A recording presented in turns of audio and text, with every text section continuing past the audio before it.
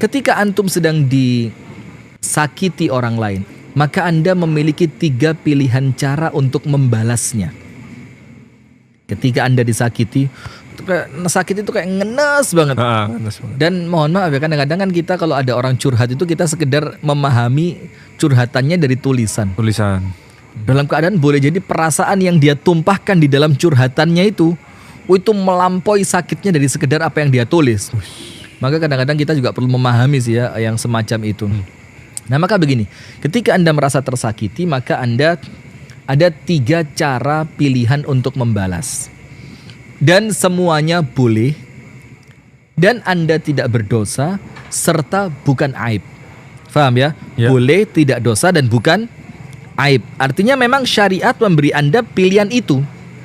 Nomor 1, balaslah keburukan orang yang menyakiti Anda dengan keburukan yang semisal, setara.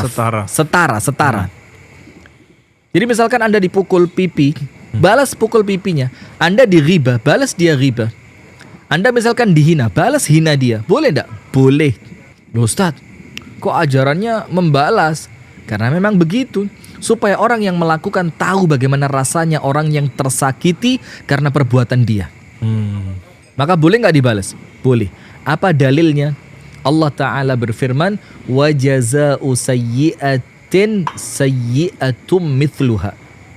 Allah firmankan di dalam Al-Quran, dan balasan suatu keburukan adalah keburukan yang serupa. Ditafsirkan oleh para ulama, boleh loh ternyata kita membalas keburukan orang lain dengan keburukan semisal seperti yang dia lakukan kepada kita. Anda merasa tersakiti oleh orang lain, balas supaya bagaimana dia ikut merasakan sakitnya Anda ketika tersakiti. Itu pilihan yang pertama. Tapi apa yang Anda dapat? Anda tidak mendapatkan apapun kecuali apa? Puas di dalam hati. Dikira saya nggak bisa. Dikira saya nggak berani. Tuh syukurin lo. Gimana tuh rasanya disakitin orang. Tapi dia nggak berdosa. Dan biasanya Ustaz, yang seperti itu nggak puas nggak Ustaz ternyata membalas seperti itu. Nggak bisa. Kurang ini aku balas. Kurang ya. Lah, karena merasa kurang. Dorongannya bukan dari kebaikan, tapi dorongannya dari keburukan, dan keburukan itu tidak pernah memunculkan kepuasan. Dan ini quote keren ini, orang yang melakukan keburukan tidak ada endingnya. Sementara kebaikan endingnya surga. Masya Allah. Endingnya kepuasan, endingnya ketenangan, endingnya kebahagiaan, kan begitu. Itu yang pertama. Silakan dibalas, tapi Anda nggak dapat apapun kecuali sekedar mungkin ya perasaan bisa membalas. Bisa saja. membalas gitu aja ya. Bisa balas.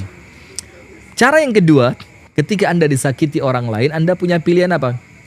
Biarkan dia di dunia jangan dibalas, tapi tagih dia kelak di akhirat. Di hadapan Allah Subhanahu wa Ta'ala. Ketika di saat itu tidak ada kezaliman, di bawah pengadilannya Allah yang maha adil, dihisap langsung oleh Allah yang hisapnya paling teliti. Nah, ketika Anda membiarkan orang yang menyakiti Anda di dunia, tapi Anda tagih untuk berupa pahala yang Anda dapatkan kelak di akhirat, apa dalilnya? Biarin di dunia.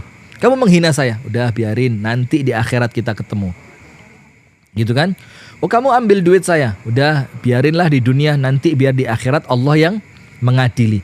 Apa dalilnya? Insya Allah semua pemirsa tahu mengenai hadis yang berbicara tentang orang yang bangkrut. Ketika Nabi SAW bersabda, atadruna manil muflis, tahukah kalian siapa orang bangkrut itu? Para sahabat jawabannya ya tentu duniawi banget kan. Apa jawabannya? Yaitu orang yang berdagang, dagangannya habis, duitnya nggak ngumpul.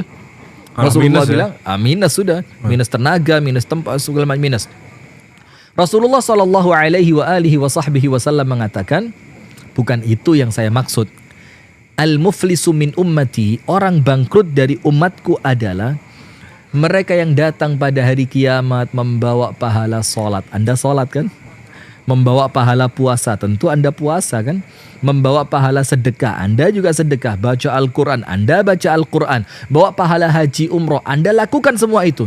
Tapi orang ini yang datang ke akhirat membawa pahala sedemikian rupa banyaknya, ternyata pernah memukul si fulan, pahalanya diambil oleh si fulan yang dipukul. Pernah menggunjing si fulan, pahalanya diambil sama si fulan yang dia gunjing. Pernah memfitnah si fulan, pahalanya diambil oleh si fulan yang pernah dia fitnah. Pernah mencurangi si fulan, pahalanya diambil sama si fulan yang pernah dia curangi.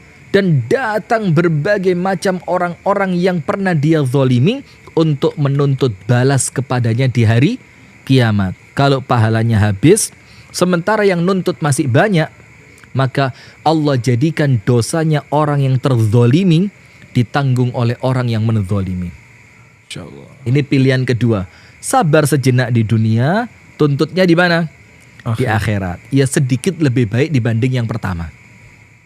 Tapi untuk pemirsa podcast itu pilihannya ketiga. Kita tidak menganjurkan dua pilihan pertama. Nah, yang ketiga. Yang ketiga. Apa itu, Ustaz? Tidak membalas di dunia dan tidak menuntut di akhirat. Terus pertanyaannya, saya dapat apa? Di dunia nggak balas, nggak mukul, nggak gunjing, nggak menghina. Terus di akhirat saya juga nggak nuntut buat dia. Maka terus saya dapat apa? Allah Ta'ala langsung yang menanggung ganjaran untuk Anda. Maka Allah Ta'ala berfirman di dalam Al-Quran, "Faman 'afa", barang siapa yang memaafkan, wa aslaha, memperbaiki hubungan dengan tidak menuntut kelak di hari kiamat. Apa yang dia dapatkan? Fa ajruhu 'ala Allah, balasannya langsung Allah yang memberi.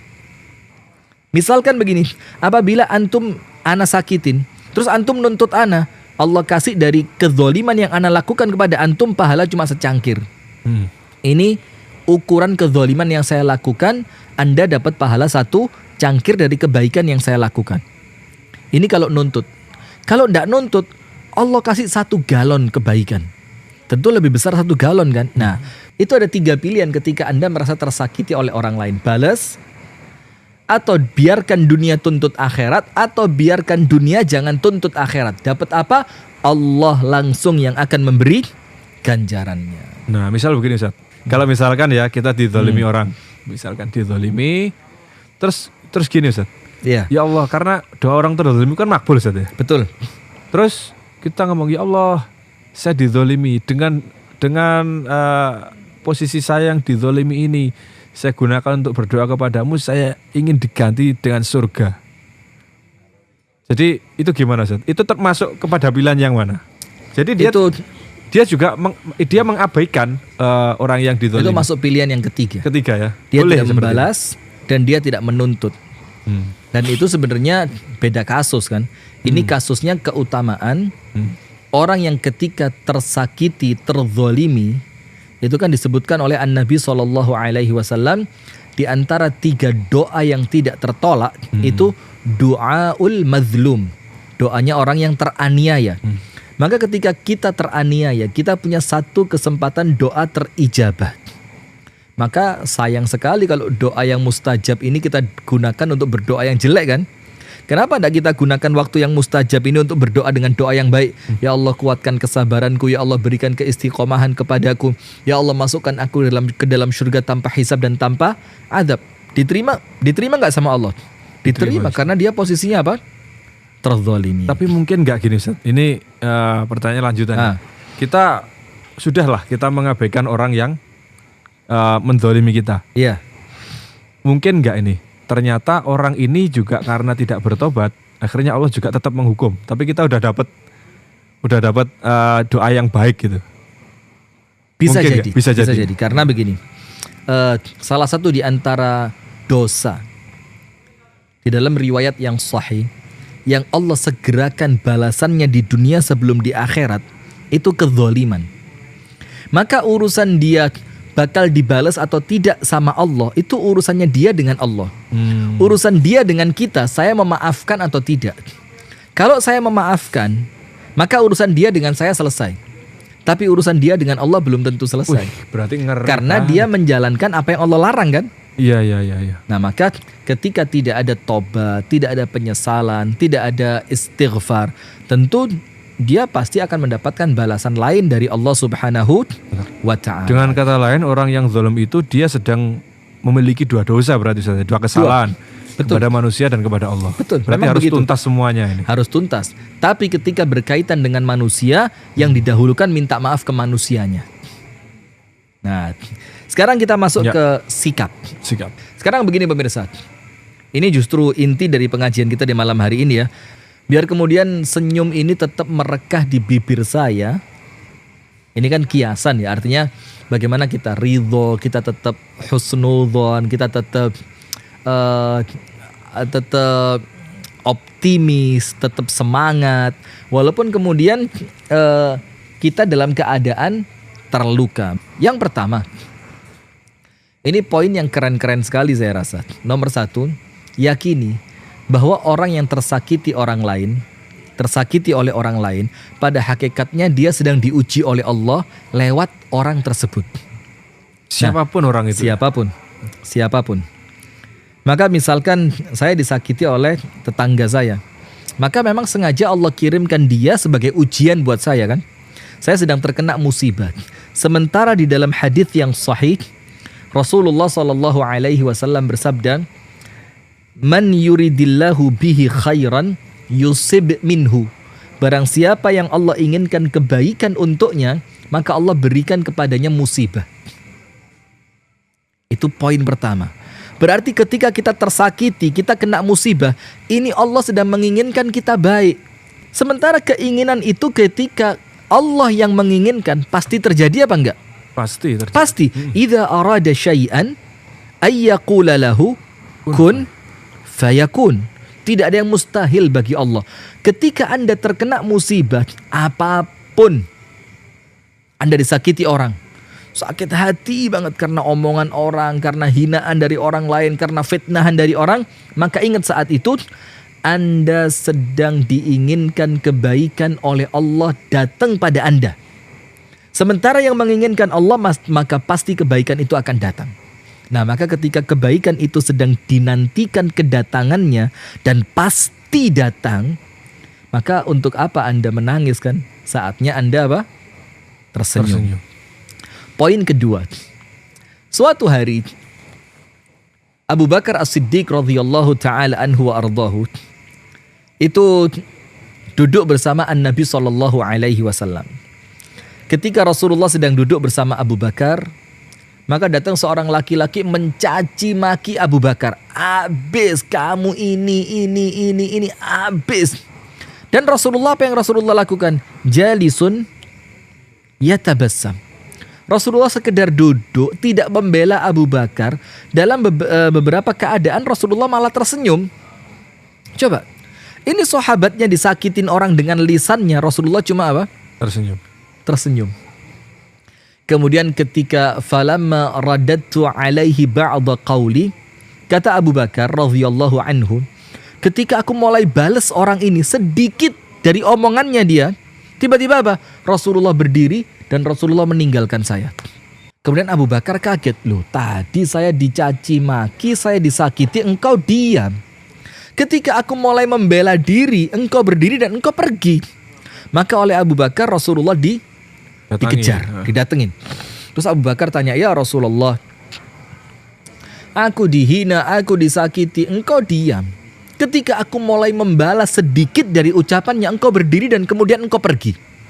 Apa Rasulullah katakan? Ya Abu Bakar, tadi waktu engkau duduk diam tidak membalas, saat itu malaikat-malaikat Allah berada di atas kepalamu dan dia membelamu. Sekarang lihat, ketika Anda tersakiti dan Anda tetap memunculkan senyuman, malaikat yang bela Anda. Tapi ketika engkau mulai membalas, maka malaikatnya pergi, posisi malaikat digantikan setan. Rasulullah mengatakan, maka aku tidak mau duduk bersama dengan setan.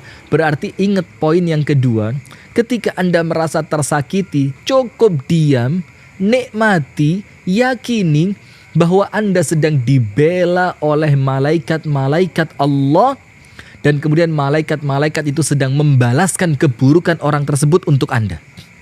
Poin ketiga, ini kisah sering sekali disampaikan, tapi kemudian kita perlu terus mengulangnya untuk pengingat buat diri kami pribadi, buat pemirsa sekalian, dan insya Allah buat siapapun yang mendengarkan tayangan ini.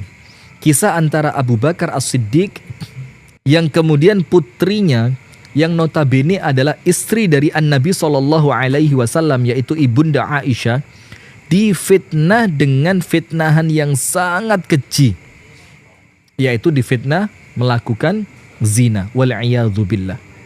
Ternyata singkat cerita, setelah kisah fitnahan ini terbongkar, ternyata ketahuan salah satu yang memfitnah dalangnya adalah sepupunya Abu Bakar yang bernama Mistah. Masih family setia. Sepupu, dekat. Ayah. Dalam keadaan si Mistah ini laki-laki miskin yang semua keperluan sehari-hari kehidupannya dibiayai oleh Abu Bakar. Makannya, pakaiannya, uangnya, rumahnya, semua dari Abu Bakar. Akhirnya Abu Bakar As-Siddiq radhiyallahu ta'ala anhu merasa marah. Dan nampaknya kok ya memang pantas ya marah. Loh, ini putriku. Dalam artian yang lain dia juga masih kerabatmu wahai Mistah. Dalam keadaan engkau orang miskin yang semua kebutuhanmu aku bantu. Kok tega-teganya engkau memfitnah putriku? Maka ketika Abu Bakar marah, maka Abu Bakar bersumpah dengan nama Allah bahwa mulai hari ini Abu Bakar As-Siddiq tidak akan membantu Mistah. Biarin dia mau melarat, dia mau miskin, dia mau kelaparan, itu urusannya dia. Karena memang dia pantas mendapatkan itu. Tak lama setelah sumpah Abu Bakar untuk tidak akan kembali membantu Mistah, Allah turunkan ayat Al-Quran pada surah An-Nur ayat yang ke-22. Di mana Allah Ta'ala berfirman, وَلَا يَأْتَلِ أُولِي الْفَضْلِ مِنْكُمْ وَالسَّعَةِ أَنْ يُؤْتُوا أُولِي الْقُرْبَى وَالْمَسَاكِينَ وَالْمُهَاجِرِينَ فِي سَبِيلِ اللَّهِ.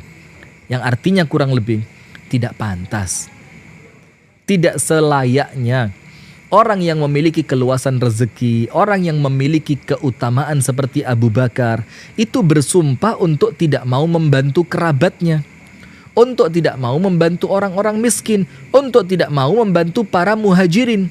Maka Allah firmankan, وَلْيَعْفُوا وَلْيَصْفَحُوا. Hendaknya engkau maafkan dan hendaknya engkau berlapang dada. Ala tuhibbuna ayyaghfirallahu lakum? Bukankah kalian ingin diampuni oleh Allah? Wallahu ghafurur rahim, dalam keadaan Allah maha pengampun lagi maha penyayang. Nah, ayat ini Abu Bakar ngerti, ini ayat buat saya nih. Terus bagaimana? Berarti Allah menginginkan saya memaafkan Mistah. Saya berlapang dada atas apa yang Mistah lakukan yang itu menyakiti saya. Dengan jaminan apa? Allah akan berikan ampunan untuk saya. Maka al-jaza'u min jinsil amal, balasan sesuai dengan amalan. Maka tersenyumlah Anda, karena ketika Anda tersakiti dan kemudian Anda berlapang dada untuk bisa memaafkan, saat itu ampunan Allah sedang datang kepada Anda. Yang terakhir, poin yang keempat, yaitu kisah dari kehidupan An-Nabi SAW ketika beliau SAW itu melakukan Fathu Makkah, pembebasan kembali kota Makkah. Dalam keadaan ketika Rasulullah di Makkah Al-Mukarramah, 13 tahun perjuangan awal Rasulullah disakiti, difitnah, dicaci maki, diboikot, dihina. Semua bentuk cacian, makian yang menyakitkan hati Rasulullah terima. Percobaan pembunuhan. Berkali-kali. Sampai puncaknya permusuhan kan, berusaha untuk dibunuh gitu. Tapi ketika Rasulullah kembali ke kota Makkah, dalam keadaan Rasulullah memiliki pasukan yang begitu besar, dan orang-orang kafir Quraisy di kota Makkah tidak memiliki kemampuan untuk melawan bahkan membela diri, dan Rasulullah mengumpulkan semua pasukan dan orang-orang kafir Quraisy di sekeliling Ka'bah, apa yang terjadi? Orang-orang Quraisy mulai ketakutan. Dia bilang, al-yaum yaumul malhamah. Hari ini kita bakal dibantai. Rasulullah bilang apa? La, tidak. Al-yaum, hari ini, yaumu marhamah. Hari kasih sayang. Masya Allah. Idhabu fa'antumut tulaqa. Pergilah kalian semua, kata Rasulullah, semuanya kita maafkan. Coba bayangin. Artinya ketika kita masih berikhtiar untuk tetap senyum gitu dikala kita disakiti orang lain, maka pada hakikatnya kita sedang menjalani apa yang diajarkan oleh Nabi besar Muhammad sallallahu alaihi wasallam.